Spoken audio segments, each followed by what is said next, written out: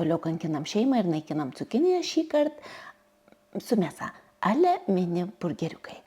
Kągi mums reikės cukiniją supjaustyti šį kartą jau storesniais griežinėliais, tai imu pjaustyklę ir užstatau patį storiausią riekelių storį, tai 3 storį ir lengvai su pjaustyklė supjaustam. Šita pjaustyklė yra gerai, kaip ir sakiau, ir bulvėms supjaustyti, ir kopūstui patarkuoti, ir morkas sutarkuoti, visokiems tokiems troškiniams, o pyragų mėgėjams tai tiks jinai obuoliams ir kriaušėms sutarkuoti. Truputėlį prisiskleidžiu aš čia, bet manau, kad tiek pakaks, kad man gautųsi pilna skarda burgeriukų. Taigi, kogi reikės? Reikės kiaulienos faršo su prieskoniais, galite imti kiaulienos jautienos faršo, reikės pamirkimui miltų, kiaušinio plakinio iškart įdėjau prieskonius ir reikės džiūvėsėlių.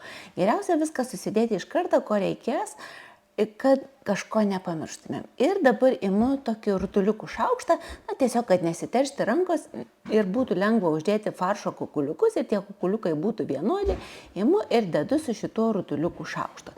Tiesiog tokius kauburėlius. Ir dabar mums reikės tą kauburėlį paploti ir uždengti antru cukinijos rutuliuku. Ir aišku, kažką užmiršau, reikėjo dar sūrio riekelių. Taigi, sakiau, kad reikia iš karto pasidėti viską.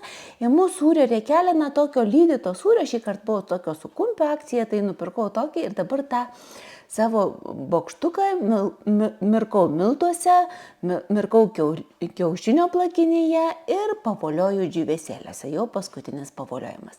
Kaip ir sakiau, geriausia, jeigu viską susidedame iš eilės, tada nieko nepamirštame. Pačių cukinijų nei sūdžiau, nei prieskoniavau, druska bus ir faršas su druska yra, kiaušinio plakinys su druska, ir sūris pats yra sūrus.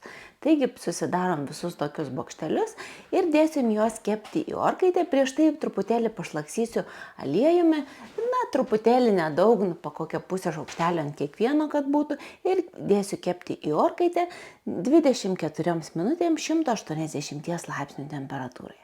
Visus mano rodomus receptus, žinoma, galite padaryti ir be tupperware indų, bet tiesiog kartais turint daugiau įrankių yra lengviau, greičiau ir paprasčiau, o kadangi aš parduodu tupperware gaminius, tai aš tiesiog rodau, kaip jais naudotis. O jeigu jūs norėsite įsigyti tupperware gaminių, visada rašykit man. Ir ačiū tiems, kurie pasidalina mano video, kurie rekomenduoja Astos laimingų indų krautuvėlę savo draugams. Iki susirašymų, iki mielų.